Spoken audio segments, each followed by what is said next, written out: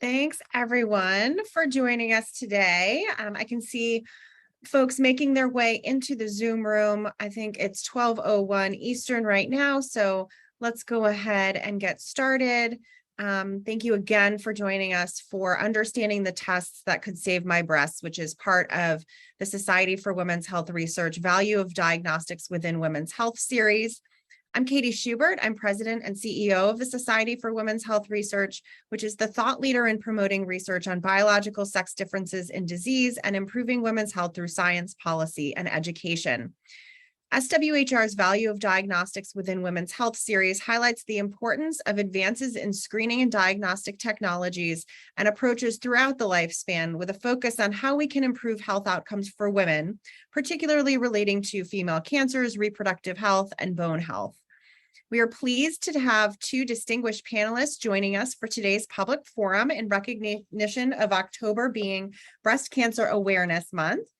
We have Dr. Lola Fayanju, Associate Professor and the Chief of Breast Surgery for the University of Pennsylvania, and Dr. Marlene Judy, Assistant Professor of Obstetrics and Gynecology for Virginia Commonwealth University Health. I'd also like to thank the sponsor of today's event, Roche. As always, we are live tweeting during today's event, and we invite you to join us using the hashtag SWHR Talks Diagnostics and SWHR Talks Cancer on social media. And with that, I would like to introduce SWHR's Chief Science Officer, Dr. Irene Aninye, who is moderating today's forum. Thank you, Katie, and welcome everyone. Spanning from simple blood tests to x-rays to invasive procedures, modern diagnostic tests and procedures are an essential part of clinical care, aiding in the detection and monitoring of diseases and informing treatment decisions. Innovations in diagnostics can provide access to valuable information to help women make informed decisions about their healthcare across every stage of their lives. While cancer affects people of all ages, races, ethnicities, and sexes, it does not always affect them equally. Breast cancer, for example, occurs in both men and women, but incidence and mortality disproportionately affects women. Differences in genetics, hormones, environmental exposures, and other factors can lead to differences in risk among different groups of people. The presentations today will highlight a number of screening tools available to aid in the early detection and prevention of breast cancers, which can vastly improve health and well-being of women if routinely implemented. I'll now introduce Dr. Fayanju to talk about breast health and disease in women throughout the lifespan. Thank you for joining us.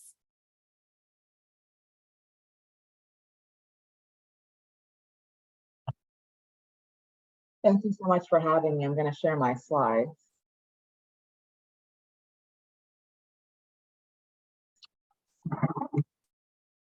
So other than the funding you see here,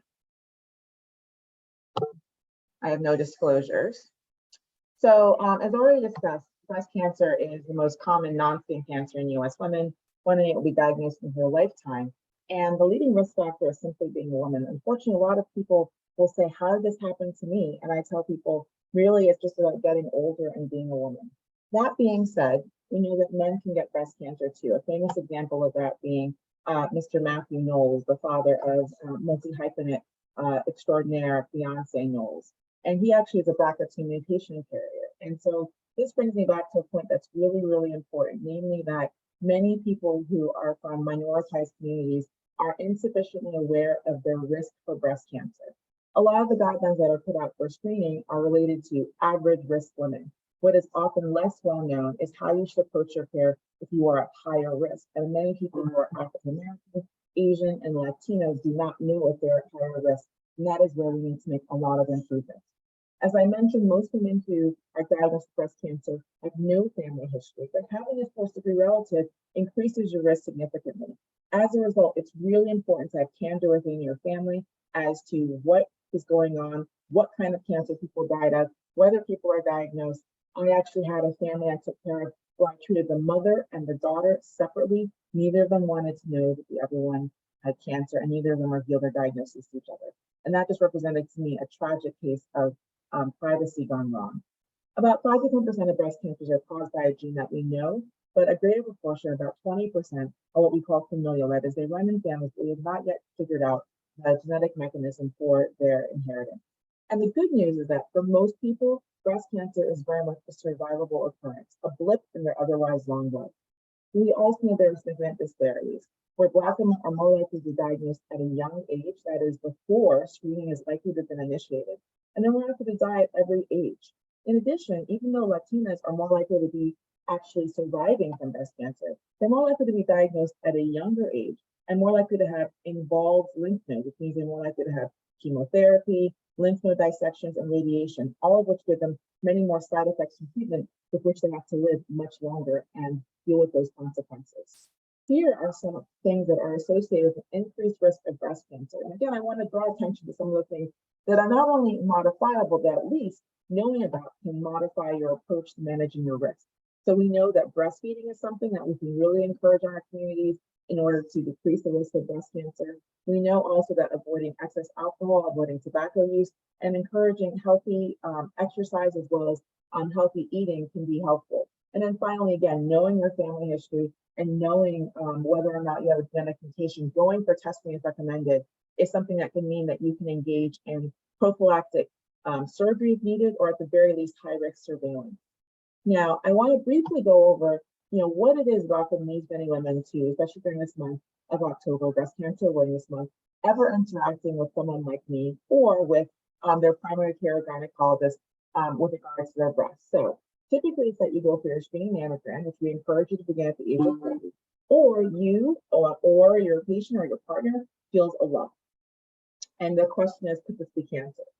The good news is that there are a lot of things that purportedly go bump in the breast. I use that line because it's October and Halloween themes. And the good news is that most of those things are not cancer.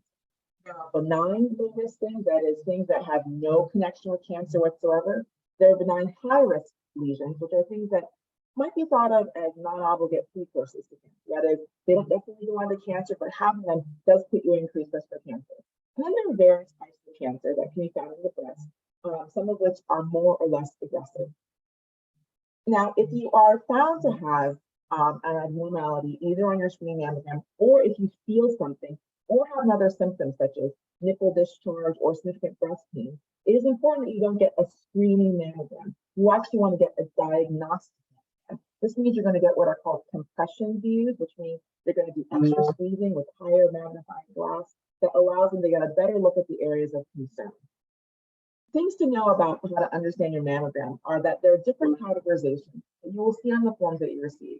A BIRAD mammogram is one for which more information is needed, either saying that you need to go and get another mammogram or ultrasound, or that you need to get previous mammograms in order to compare and see whether things that have been seen are stable. BIRAD 1 or 2 are the things that we want to hear. That is, there's nothing seen, but the things that are seen are definitively benign. BIRAD 3 means we're not sure, we think it's probably benign, but we'd like you to come back in 3 to 6 months in order to make sure that we're not missing anything that may be important. If something changes in the interval, though, we want you to come back sooner to get imaged and potentially get a biopsy. Now, BIRAD 4 indicates that something is concerning from malignancy, but not classic. And within BIRAD 4, there are 3 categorizations, which range from 4A, that is least likely to be cancer, to 4C, which is more common, more likely to be cancer. These all require a biopsy. Most of these are not cancer. Finally, we have BIRAD 5, which is highly concerning for malignancy, that it has pathognomonic or classic features on either ultrasound, mammogram, or MRI that makes us think this is a cancer. And those absolutely have to get a biopsy, ideally within 1 week of being seen on an image. BIRAD 6 is when we're getting a scan for someone who already has known cancer. We want to see whether or not it's progressing or whether it's responding to treatment. And the designations I've already mentioned from BIRAD 0 to 6 are used for all types of breast imaging, B standing for breast. Now, I want to mention briefly the fact that ultrasound is something that is used as an important adjunct to mammography. But for someone who is over the age of basically 35 or 40, it is not really used by itself for someone in whom we have a concern for cancer or for screening for cancer. I know it's got a lot of attention because of some high-profile people who've advocated for its use, but really it's not something that should be used for whole breast screening, in large part because it is highly operator dependent. That is, who is doing it and where they look at what time, even if they're doing a complete study, is not likely to be associated with finding things that might lead to a diagnosis of cancer. In contrast, for people who are at higher risk of breast cancer, MRI can be an important source of screening. It is a very sensitive test, though, so I want people that there's the potential of the fact that it can lead you down rabbit holes that don't actually lead to more diagnoses. It simply leads to more types of biopsies and sometimes more anxiety that don't actually lead to you knowing more information that could alter the course of your life. It is appropriate for people who I've already mentioned are high risk for breast cancer. That is those who have a known mutation that puts them at risk, such as BRCA1, 2, P53, or PTEN. Those who are in families where there's a known mutation, but they have not yet been tested. Those who've had chest radiation, let's say for different forms of blood cancers like lymphoma or leukemia, between the ages of 10 to 30 when breast development is at its maximum. And those who are found to have a greater than or equal to 20% lifetime risk of breast cancer by virtue of various risk assessment models that are available usually for free online that can be performed at your primary care or gynecologic providers' offices. In addition, people who have extremely dense breast or heterogeneous to dense breast can also potentially benefit from MRI. And that's something you can discuss with the radiologist. Some states actually mandate that women who have extremely dense breasts should receive an MRI. Corneal biopsy is the thing that you would get if you were found to have a lesion that is a BI-RADS 4 or 5. That is something where a needle is placed in your breast and a sample of tissue is removed. And then a clip is also placed behind it that allows for you to know where you've been. So it basically serves as kind of the breadcrumbs for the radiologist, kind of like the hands on Gretel. They know where we previously done a biopsy and keep an eye on that. That clip will stay in, it's made from titanium, unlikely to cause any type of allergic reaction. If the biopsy result is benign and you do not need to see a surgeon, then the question is just what kind of imaging you need to get and when. If a surgical evaluation is recommended, then you can meet with a surgeon like me or with an APP or a nurse practitioner or a physician assistant to discuss whether the next step really is excision or increasingly whether we can just watch you closely with MRI or give you a medication to decrease the likelihood of that finding to become cancer. And many more women are choosing this because they're recognizing increasingly that surgery is not the answer for everything. If the biopsy is what we call discordant, that is, it doesn't match what we see under the microscope, doesn't match what we're seeing on the imaging, then sometimes we do still recommend surgery in order to better characterize what we're seeing on the imaging. And then finally, if the result is malignant, we would refer you to a breast cancer clinic where you'd meet with a surgeon, as well as likely a medical oncologist, that is someone who gives medication for management of cancer, or radiation doctor. We typically would also involve plastic surgery that's part of your treatment goals, genetic counselor if you are of a young age or diagnosed with very aggressive breast cancer on the age of 60, such as triple-negative breast cancer, as well as oncofertility, that is, if you are someone interested in having more children, but you might be at risk for needing chemotherapy that could compromise your fertility, we connect you with those specialists as well. So last thing I will say is that not all breast cancer starts with a lump. And so I really want to emphasize that one thing all women should be aware of is inflammatory breast cancer, which is often less well diagnosed in people of color just because people don't recognize that erythema or redness is not the only thing that we characterize this disease by. If it's rapid onset of change, of thickness of the skin, coat orange, or greater prominence of the pores, all of that makes you have to worry that if it doesn't resolve with antibiotics, you could be looking at inflammatory breast cancer. And those people need an emergence imaging as well as a biopsy of their skin, as well as of any masses in their breast. They can begin treatment immediately, which is typically chemotherapy. So in summary, the last thing I want to say is that, and this didn't present that well, but this is basically a new publication published by me and my colleague, Dr. Christine Edmonds, here at the University of Pennsylvania, where we advocate for a new approach to screening for Black women. As I mentioned, there are a lot of societies that recommend starting at 40, but there are also others that say we should start at a later age, that you should really start at 45, but between 40 and 45, you should have conversations about whether you want to begin. And those of us who work in breast cancer, specifically surgeons, the American Society of Breast Surgery, Society of Breast Imaging, we really advocate beginning at 40, but more importantly, we believe that risk assessment needs to begin much earlier than that. Our age for Black women needs to begin at age 25. As you may have heard, we know that Black women are much more likely to be diagnosed at 40, you get younger in age than 40, which means we need to be very proactive in making sure that we know whether we're at high risk. We know whether we have a genetic predisposition, and we know whether we need to start getting surveyed with MRI much sooner than 40. And so all of that to say is that risk assessment at an early age is very important for everyone, particularly for Black women, given that we know that we are at higher risk for early premenopausal breast cancer. And with that, I will turn things over to Dr. Judy. Thank you so much for having me. I'm happy to take any questions.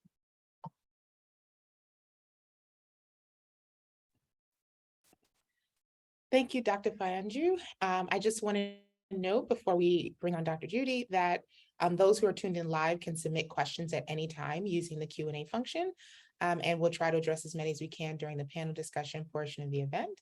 And so with that, Dr. Judy, I bring you to the floor, and Dr. Judy will be talking about breast cancer screening guidelines, some more about the tests and how they support women's gynecologic health. Hello.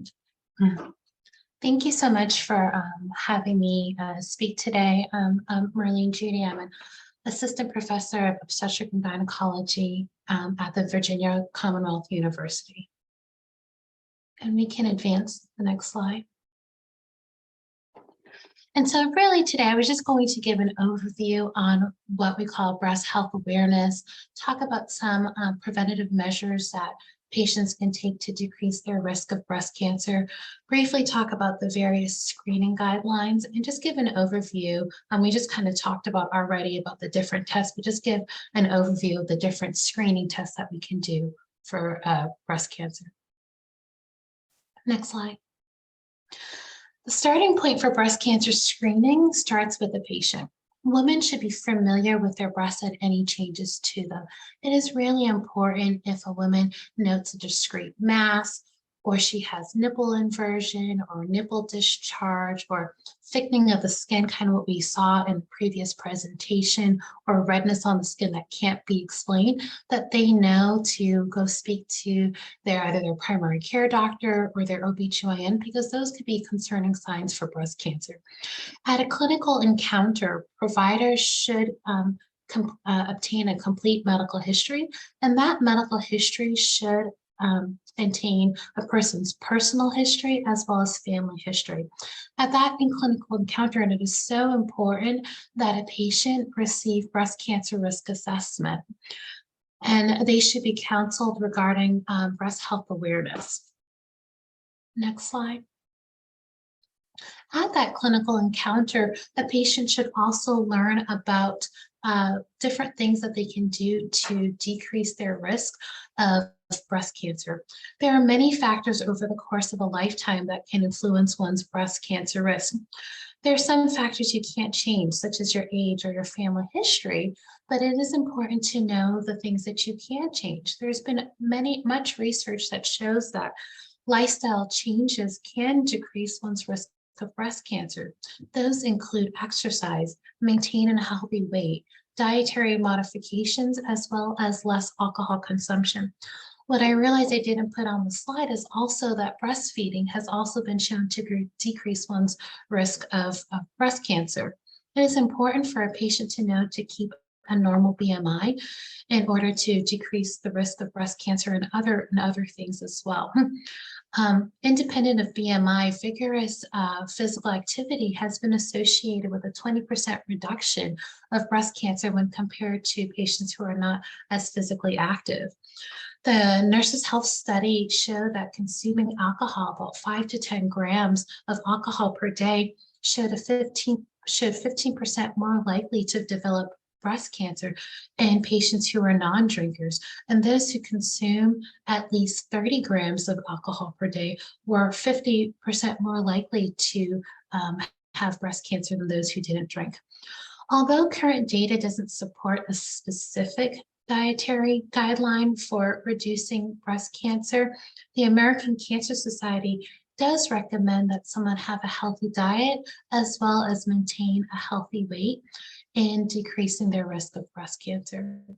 For some patients, preventative therapy is recommended or is offered, I should say, to decrease one's risk of breast cancer. Currently, the FDA approves 2 agents such as tamoxifen and raloxifene in decreasing one's risk of breast cancer. But in order to know that, it's really important for patients to be risk assessed by their primary care doctor or their OBGYN, and to talk about whether they would be a candidate for these agents. Next slide. And so there are various guidelines regarding the use of mammography in terms of when to start mammography or the interval screening with mammography, as well as when to stop mammography. All organizations agree that screening mammograms detect breast cancer at an earlier stage, and it does decrease one's morbidity from breast cancer. Where they sometimes vary is in terms of when to start screening, as well as the interval between screening. I just listed a couple of them here: the American College of Obstetrics and Gynecologists, United States Preventive Task Force, American Cancer Society, as well as the National Comprehensive Network.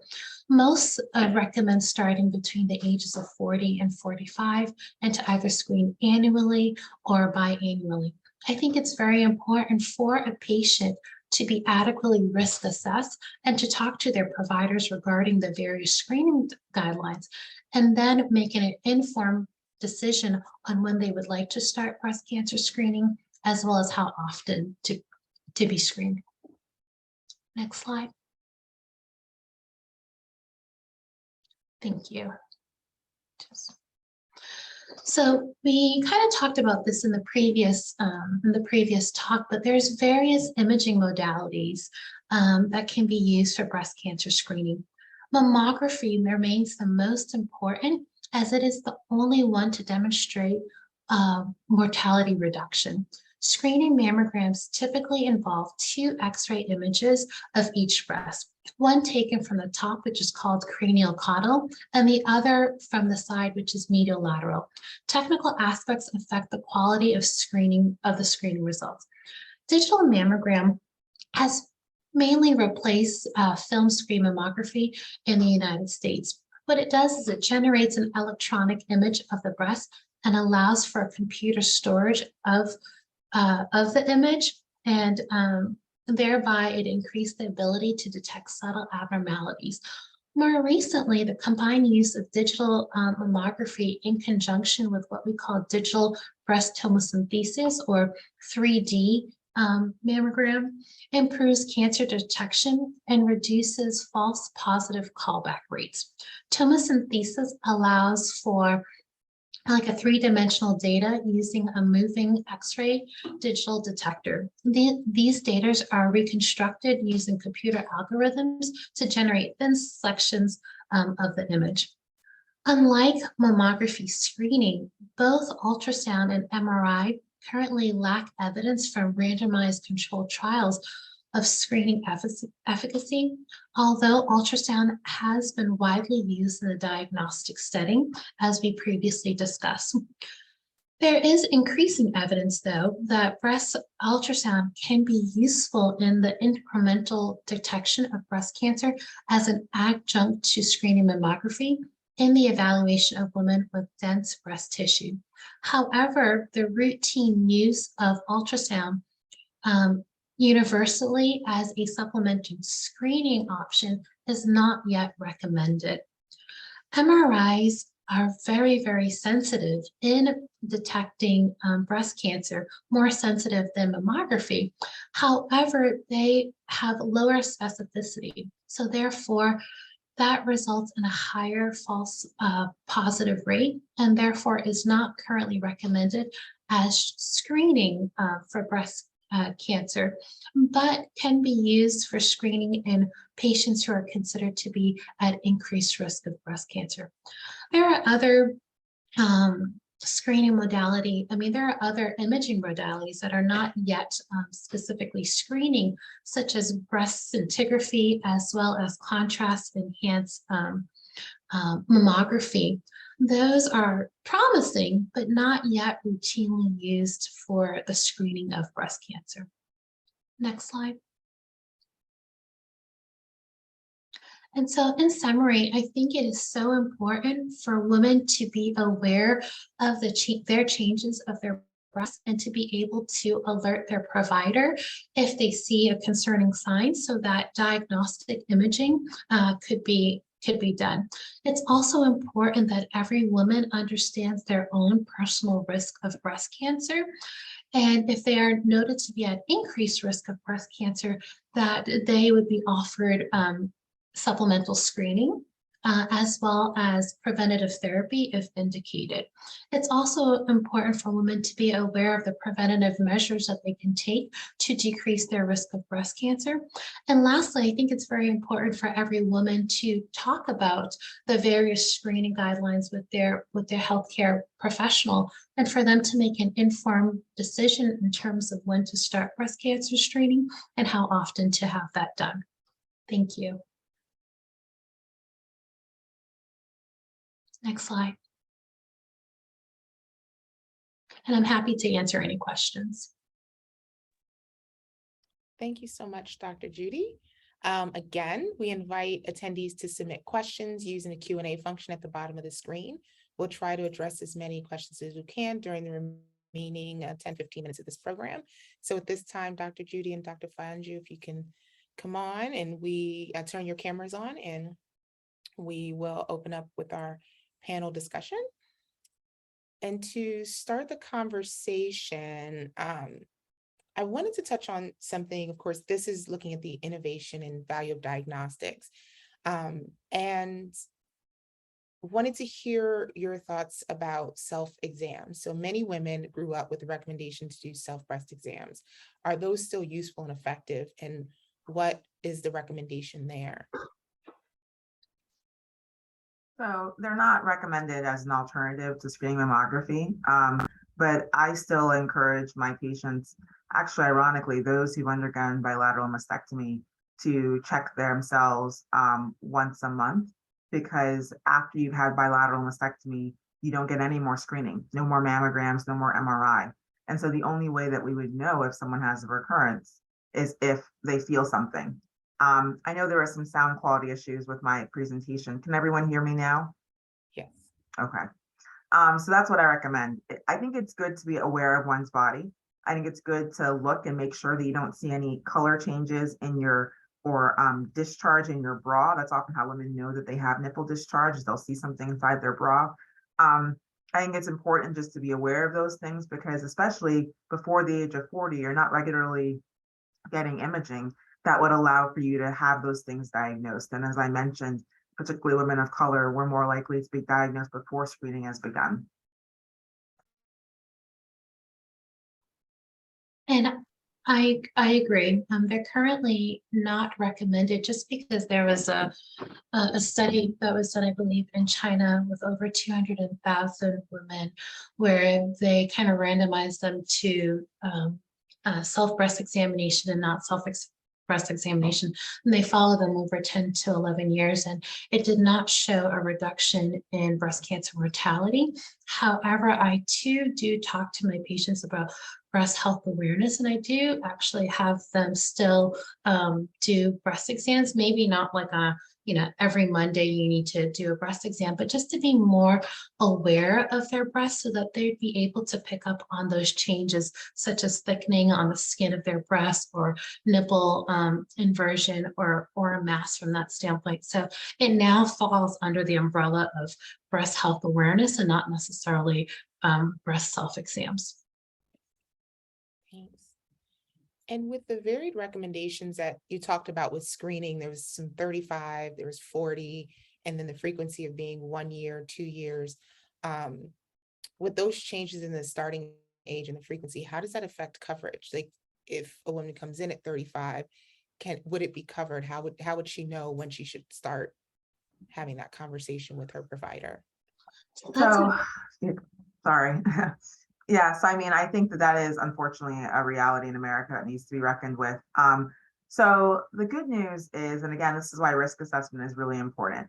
If you have private insurance and you have a reason to be seen, that is a symptom, a mass, if you have a risk assessment calculation that puts you in increased risk, if you have a known genetic mutation, those are all things that typically allow for insurance coverage of associated imaging. If you have a drainage that suggests an abscess, again, all of those things will allow typically for screening to be covered.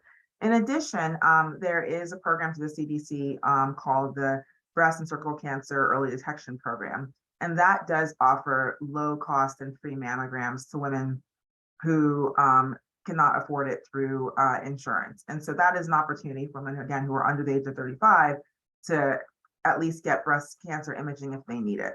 But again, part of it is just proving that you need it. So I think it's partly having a gynecologist or primary care provider who's willing to take your family history if you check certain criteria per the NCCN guidelines, send you for genetic testing if that's appropriate, and then get you engaged in high-risk screening if that's appropriate, and who's willing to fight with insurance companies that may be ignorant as to why you need that screening. That is also a challenge. The other thing that's tough is that it does vary from state to state. So Pennsylvania, where I work, just passed a law that says that that women who have extremely dense breasts, I believe, have coverage for getting MRIs. But it's still one of those things where, depending on who you get on a particular day, you may not have a liaison who is privy to all the information they should be, and who may offer denials that don't really make sense. So you need someone who's going to advocate for you. You need to advocate for yourself, because even though there are laws, they're not always adhered to, even by people who should know better. So I definitely agree with that. And talking to my patients who are at average risk, those who have been risk assessed and are at increased risk, it's a different guideline, but those guidelines are for average risk women. And that's where we talk about, the pros and the cons and the reason why there's varying guidelines. It's not that that those different organizations don't believe that screening mammograms decrease the mortality of breast cancer. It's more of also looking at the risk associated with a screening. And so it's looking at the pros and the cons and speaking to a patient, and then deciding together whether they want to start at 40, 45 versus 50 from that standpoint. And so actually that's, I'm glad you kind of touched on, or you mentioned, the risks of screening. There was a question that came in, if there's any risk of radiation from a mammography, that I just want us to be able to verbally address and clarify that. But then also the potential for, overscreening. Is there a possibility for overscreening that can create, utilizing the healthcare resources or creating undue patient burden? And so balancing that, how do we create an optimal balance between the screening and also managing those risks and the fear that an individual will have? But I guess the quick one is, the easier one is the radiation one as well. And so the radiation associated with mammography is low, and I don't know the exact number, but under the American Radiology Society, it's really low and it's considered to be acceptable. Digital mammography or tomosynthesis does require a little bit more radiation, but it's still considered to be acceptable from that standpoint. So I would say that mammograms are generally safe. Can you remind me what the second question was again? How to balance the risk of overscreening and, the risk of screening, patient burden, and is it possible to overscreen? I mean, I would say that for just screening per se, most are recommending screening on an annual basis. If you're doing more imaging from that regard, it's more likely a diagnostic mammogram because there was something that was seen. And I think that would be indicated from that regard. There's no guidelines that I currently know of that recommend screening with mammography with a shorter interval than every year. Correct. Even for patients who have a known history of cancer, we don't tell them they need to come back sooner. It used to be that we would have them come back, let's say 6 months after their surgery, but now we actually just wait for, the next, when they're due for their next mammogram.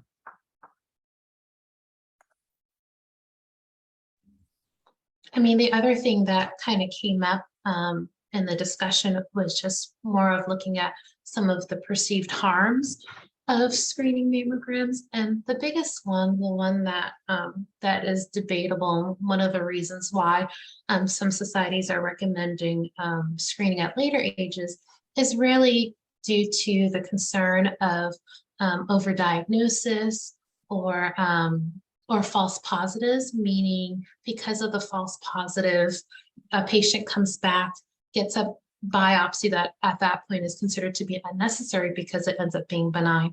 And when I talk to patients, it's kind of looking at both of those. Some argue that, with the false positive, there's unnecessary tests. And, that could be more anxiety provoking for a patient. So for some patients, that's a significant harm. And for other patients, that's not considered to be significant harm. So I think it's really important to address both of these things and allow patients to make the decision on when they want to be screened within those parameters and how often. Would you add anything else to that? No, I think that's a good response. I did want to note there was a question that came in written, and so I wanted to, verbally address because to make sure for the recording. So someone was asking about the personal risk and how they can know what their personal risk for breast cancer is.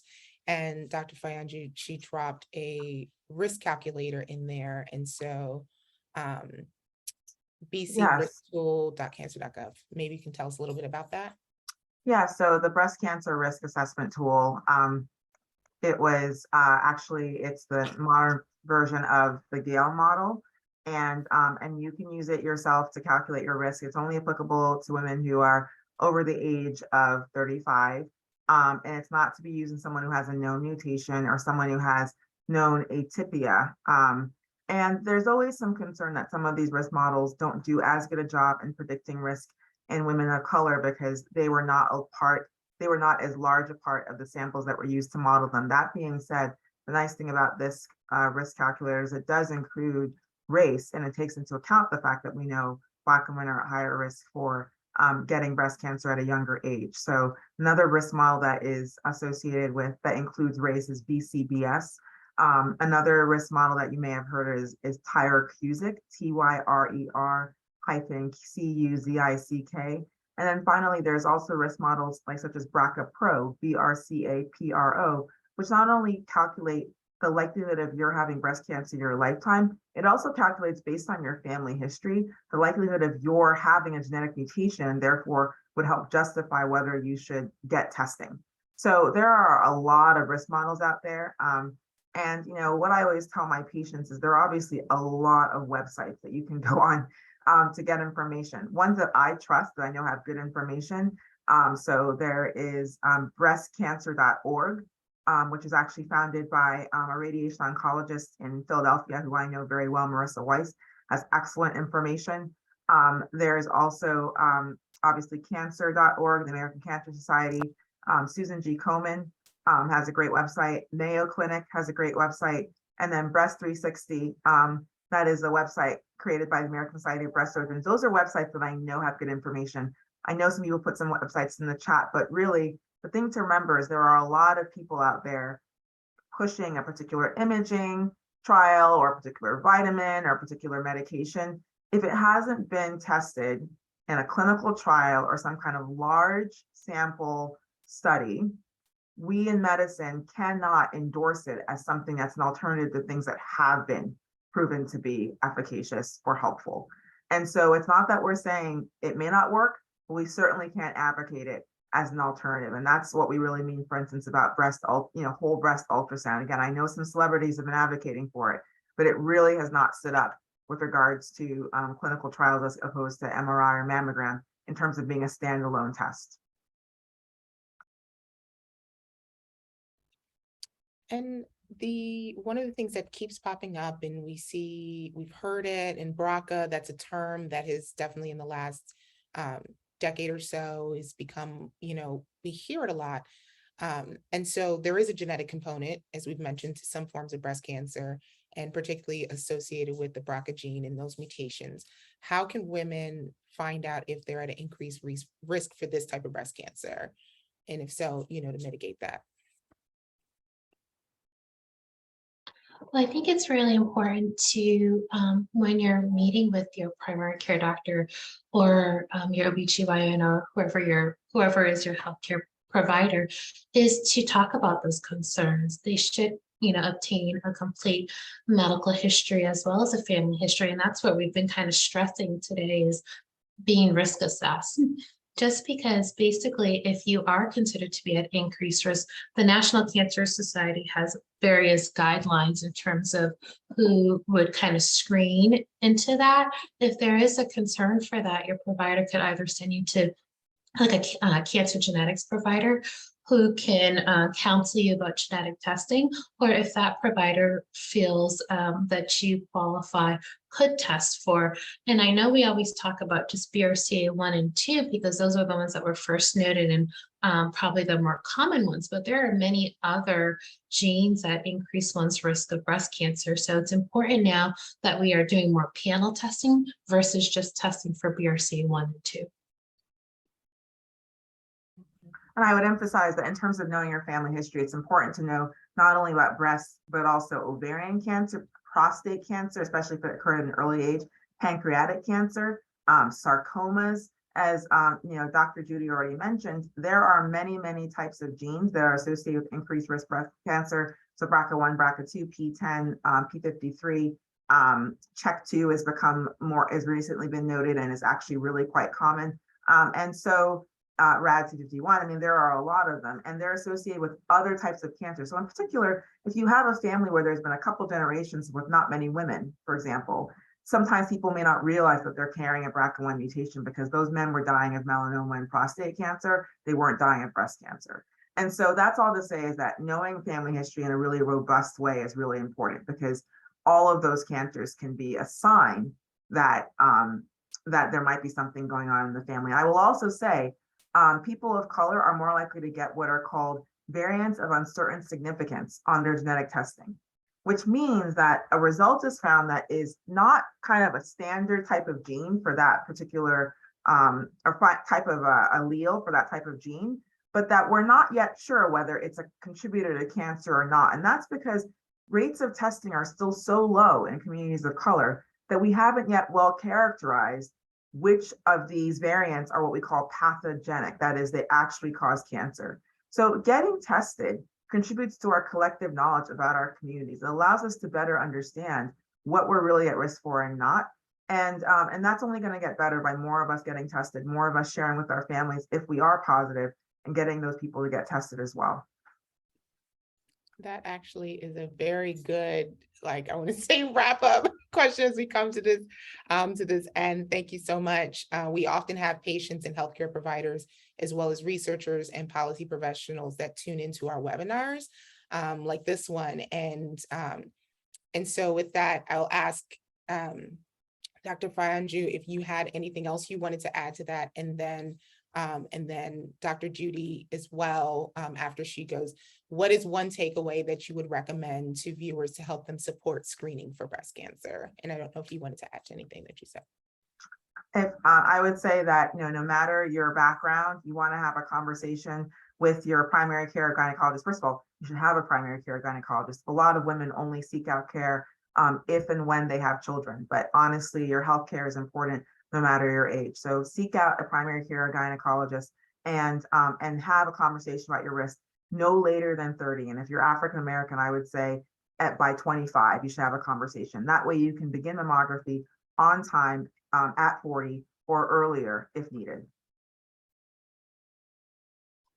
I agree. I can't stress enough. I just don't think that we're doing a good job nationally at really risk assessing patients when it comes to breast cancer. So I think it is so important for patients to be able to advocate for themselves at their, at their annual visits and talk about their family history, talk about their concerns, just to make sure that we are adequately risk assessing you. And for those patients who are considered to be at increased risk, they should start screening or be offered genetic testing if indicated from that standpoint. So I really do think it's important for patients to advocate for themselves.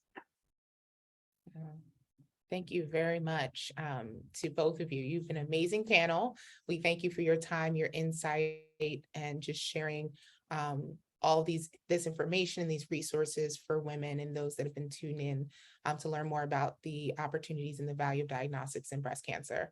Also would like to thank Roche for their support of this public forum and SWHR's Value of Diagnostics Within Women's Health series. SWHR will continue the conversation, hashtag SWHR Talks Diagnostics, as we and others support the Jeanette Acosta Invest in Women's Health Act of 2021. This legislation purposes to increase access to preventive screenings for female cancers, such as ovarian, breast, cervical, uterine, vaginal, vulvar cancers, particularly through the vehicle of safety net and reproductive healthcare providers. It also aims to reduce healthcare disparities and mortality rates among low-income women and women of color by decreasing healthcare spending and expanding health literacy and education about the benefits of preventive cancer screening for women. So for more information, you can contact us at policy@swhr.org. And we thank you for joining SWHR during our Value Diagnostics in Women's Health series, which highlighted various areas of women's health that benefit from innovations in screening diagnostics. We invite you to visit our website, www.swhr.org, to watch recordings of any or all of these public forums. You can connect with us on our website, as well as on social media to register for future events, download women's health resources, and sign up for our newsletter. We will be sending out an email with a recording of today's webinar to all registrants, as well as post the recording on the event's webpage for future viewing. So please be on the lookout for that and feel free to share with others. As we continue this conversation, hashtag SWHR Talks Diagnostics and hashtag SWHR Talks Cancer. Thank you for joining us.